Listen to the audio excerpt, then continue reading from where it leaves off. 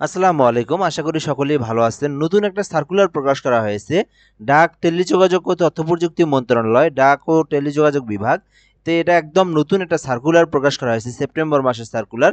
তো চাইলে কিন্তু আপনারা ভিডিওটা দেখতে পারেন। এখানে কিন্তু মোটামুটি অনেকগুলো পদের সংখ্যা আছে। তো চাইলে কিন্তু এখান থেকে দেখে কে কোন পদে আবেদন করবেন, সে কিন্তু সেই পদটা সিলেক্ট করে নিয়ে আবেদন করতে পারবেন।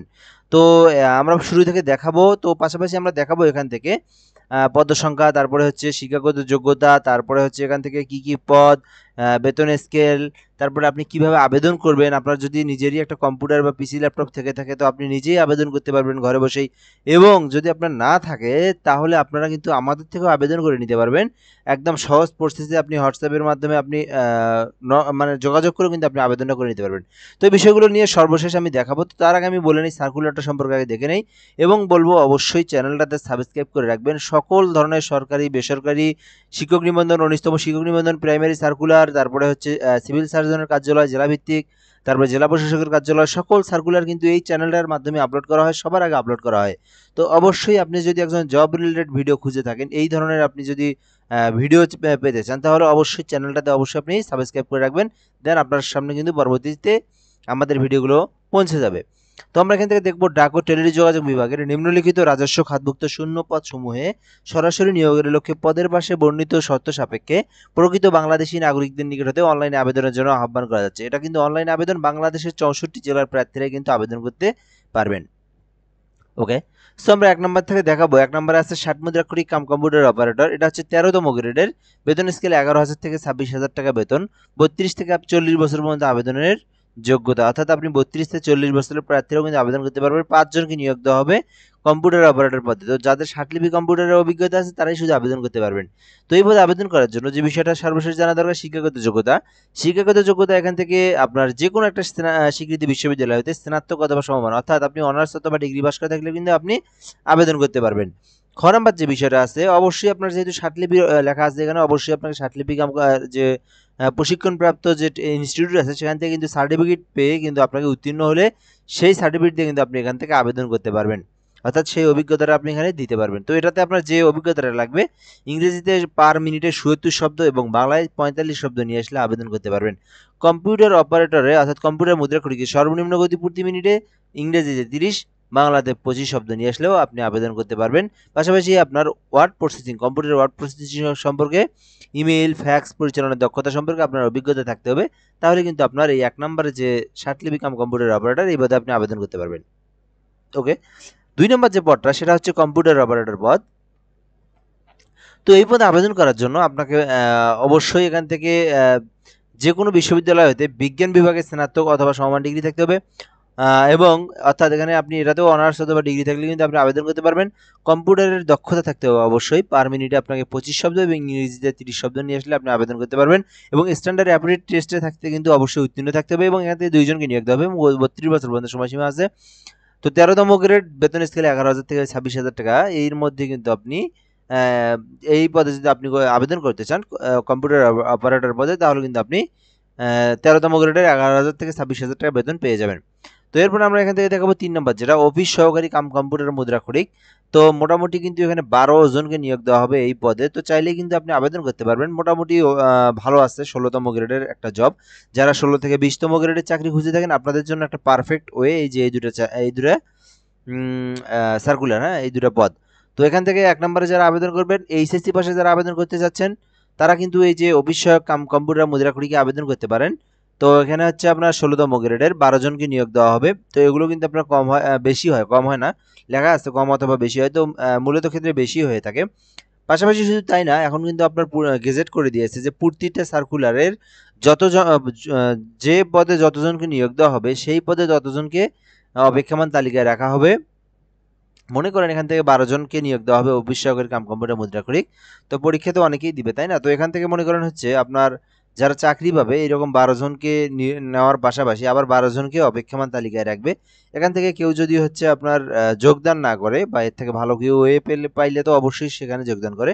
সেক্ষেত্রে কিন্তু আপনার অপেক্ষমান তালিকা থেকে নেওয়া হবে। আবার কেউ যদি ২ মাস, ৬ মাস, ৮ মাস, ১০ মাস পরে যদি চাকরি থেকে রিজাইন দেয় সেক্ষেত্রেও কিন্তু অপেক্ষমান তালিকা থেকে নেওয়া হবে। অর্থাৎ ১ বছরের মধ্যে যদি কেউ বের হয়ে যায় চাকরি থেকে, অপেক্ষমান তালিকা থেকে নিয়োগ দেওয়া হয়।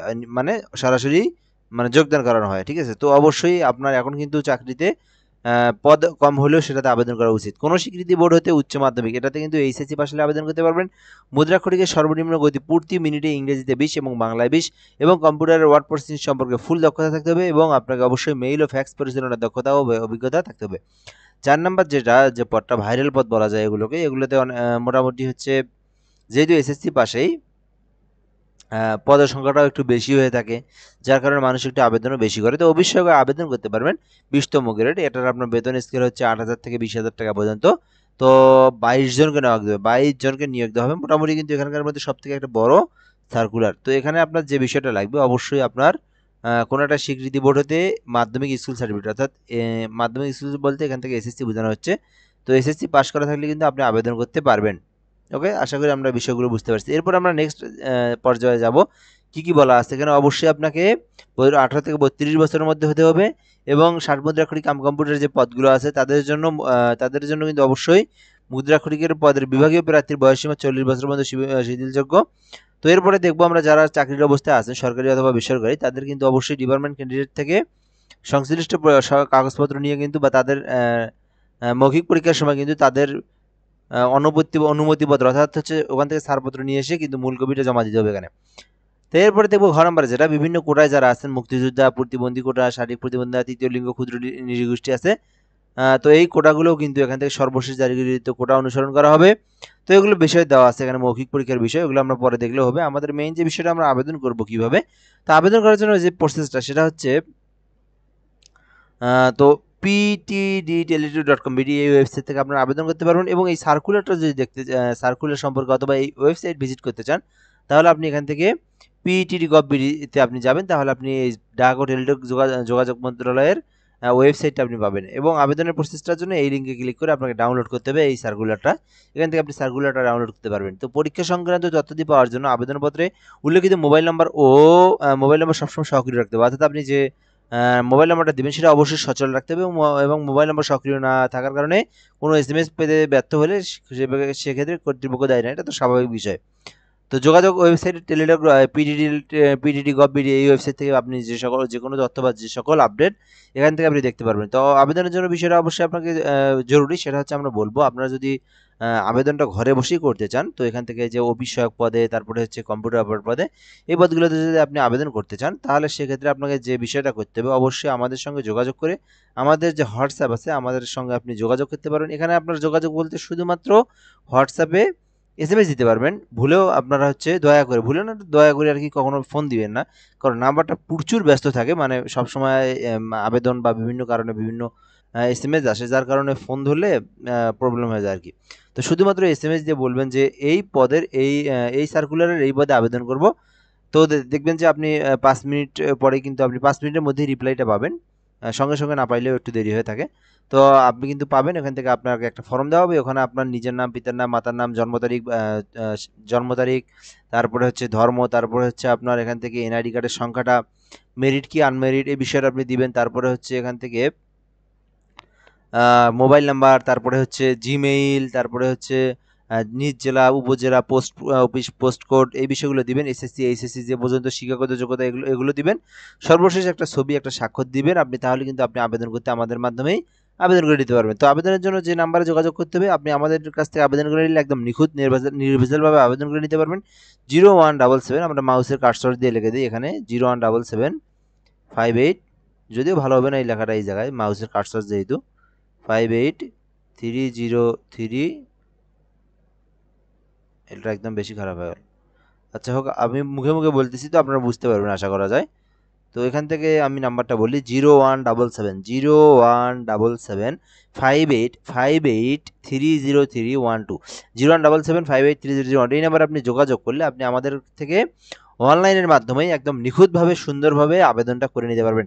সো যারা আবেদন করবেন এবং যাদের হচ্ছে বাসায় পিসি অথবা ল্যাপটপ অথবা কম্পিউটার আছে, সো তারা কিন্তু এখান থেকে 300/80 পিক্সেলের একটা আগে হচ্ছে ফটোশপ থেকে 300/80 পিক্সেলের একটা স্বাক্ষর এবং 300/300 পিক্সেলের একটা ছবি আপনি ক্রপ করে কেটে নিয়ে কিন্তু আপনি ওয়েবসাইটে প্রবেশ করে আপনি কিন্তু সুন্দর করে সকল তথ্য পূরণ করে আপনি দিতে পারবেন। তো এরপর আমরা দেখব পেমেন্টের যে বিষয়টা, পেমেন্ট কত টাকা চাচ্ছে এখানে 1 ও 3 নং পদে, 1 থেকে 3 নং পদের জন্য 112 টাকা রিসার্চ চার্জ কাটবে আর কি টেলিটক থেকে।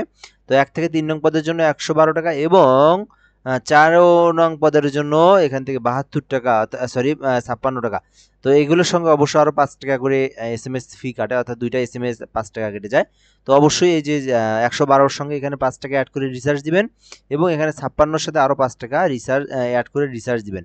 তো এই ছিল মূলত বিষয়। এখান থেকে আবার 56-র সাথে 5 টাকা যোগ করলে 61 হয়। 61 টাকা কেউ রিচার্জ দেন না। 61 টাকা রিচার্জ দিয়ে কিন্তু আমি অনেকবার ধরা খাইছি, যেটা হচ্ছে মানে তা SMS এর একটা প্যাক চলে আসে, হ্যাঁ প্যাকেজে 61 টাকায় 500 SMS। খুবই একটা জঘন্য একটা কাজ করে রাখছে। যাই হোক আমি এখন যাই হোক এটা যারা নতুন তাদের জন্য বলে দিলাম আর কি। আপনারা আবার পরে টাকাটা আপনারা পরে কি হবে যাবে, SMS দিয়ে এই যুগে কি হবে, তাই না? তারপর আবার হচ্ছে মোবাইলের SMS, তবুও আবার টেলিটক সিমে, হ্যাঁ। তো এই জন্য হচ্ছে বিষয়টা বলে দিলাম। তো আপনি এখান থেকে যে বিষয়টা সেটা হচ্ছে পিটিডি স্পেস ইউজার আইডি লিখে 16322 নম্বর, অর্থাৎ ইউজার আইডি থেকে যেটা আছে অ্যাপ্লিকেশন থেকে পিটিডি স্পেস ইউজার আইডি লিখে 16322 নাম্বার পেমেন্ট করবেন। পরবর্তীতে আপনি ইয়েস স্পেস দিয়ে পিন নাম্বারটা দিয়ে আপনি 16322 নাম্বার পেমেন্ট করলে আপনার আবেদনটা সম্পূর্ণভাবে চূড়ান্তভাবে সাকসেসফুল হবে। এই ছিল মূলত বিষয়। এখান থেকে যে বিষয়গুলো দেখে নেবেন, এখানে তার তেমন কিছু দেওয়ার বিষয় নেই। এই বিষয়গুলো হচ্ছে মৌখিক পরীক্ষার ক্ষেত্রে যেভাবে যাচাই বাছাই করা হবে। তো আমাদের হচ্ছে কারণ মেইন বিষয় হচ্ছে এখন আমাদের আবেদন করা এবং লিখিত পরীক্ষায় উত্তীর্ণ হওয়া। তো মৌখিক পরীক্ষার পরবর্তীতে যখন হবে তখন আপনি সার্কুলারটা ডাউনলোড করে এই যে এগুলো কি কি বলা আছে এগুলো আপনারা দেখে নিতে পারবেন। সো এই ছিল মূলত বিষয়। আশা করি আপনাদেরকে ভিডিওটা ভালো লেগেছে, আপনারা বিষয়টা বুঝতে পেরেছেন। তো ভিডিওটা এ পর্যন্তই আজকের। তো ধন্যবাদ, ভালো থাকবেন। অবশ্যই চ্যানেলটাতে সাবস্ক্রাইব করে রাখবেন, আমাদের সঙ্গে যুক্ত থাকবেন এবং কোনো কিছু জানার থাকলে কমেন্ট বক্সে জানাবেন। আসসালামু আলাইকুম।